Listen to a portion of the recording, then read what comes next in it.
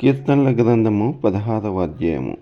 దేవా, నీ సెదను జోచియున్నాను, నన్ను కాపాడుము. నీవే ప్రభుడవు, నీకంటే నాకు క్షేమాధారమేదియూ లేదని యెహోవాతో నేను మనవి చేయుదును.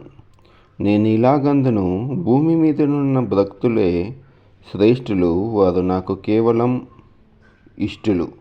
యెహోవాను విడిచి వేరొకరిని అనుసరించి వారికి శ్రమలు విస్తరించును.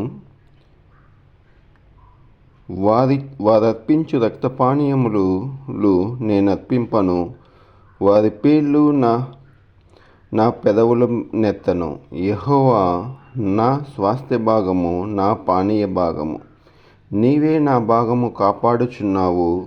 మనోహర స్థలములలో నాకు పాలు ప్రాప్తించెను, శ్రేష్టమైన స్వాస్థ్యము నాకు కలిగెను.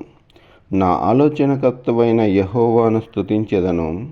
రాత్రి గడియలలో నా అంతరింద్రియమును నాకు బోధించుచున్నది. సదాకాలము యెహోవా యందు నా గురించి నిలుచుచున్నాను. ఆయన నా కుడిపార్శ్వమందు ఉన్నాడు కనుక నేను కదల్చబడను. అందువలన నా హృదయము సంతోషించుచున్నది, నా ఆత్మ హర్షించుచున్నది, నా శరీరము కూడా సురక్షితముగా నివసించుచున్నది.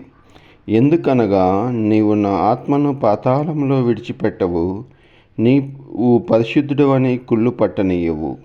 జీవమార్గమును నీవు నాకు తెలియజేసెదవు.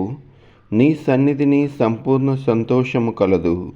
నీ కుడి చేతిలో నిత్యము సుఖములు కలవు. దేవుడి వాక్యమును దీవించును కాక. ఆమేన్.